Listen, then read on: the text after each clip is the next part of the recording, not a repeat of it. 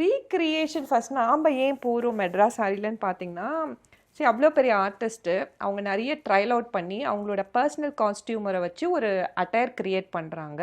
அது ஒரு பப்ளிக் அப்பியரன்ஸில் போடுறாங்க. அது அவ்வளோ நல்லா இருக்குது. So my idea of recreation என்னென்னா, அது வந்து ப்ரூவன் ஃபேக்டர். அதே ஒரு ஆர்டிஸ்டிக் லுக்கு நம்மளோட கஸ்டமர் கொடுத்தா என்ன?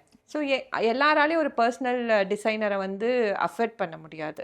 ஸோ நாம் அந்த பிளேஸ்லேருந்து அந்த பர்டிகுலர் ஒர்க்கை வந்து நம்ம கஸ்டமருக்கு பண்ணி கொடுக்கலான்றது தான் எங்களோட ரீக்ரியேஷனோட whole idea.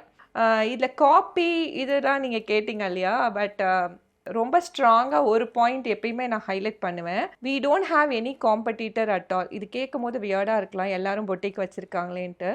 The quality we offer, the service we render. இப்போ இதை பார்த்துட்டு இன்னொருத்தவங்க இவங்க அளவுக்கு குவாலிட்டி சர்வீஸ் கொடுக்கணும்னு வந்தால் கூட they cannot match Madras saris. Because இது வந்து ஒரு ஹோலிஸ்டிக் பேக்கேஜ். நான் சாரீ மட்டும் இங்கே செல் பண்ணல. I am offering a holistic service.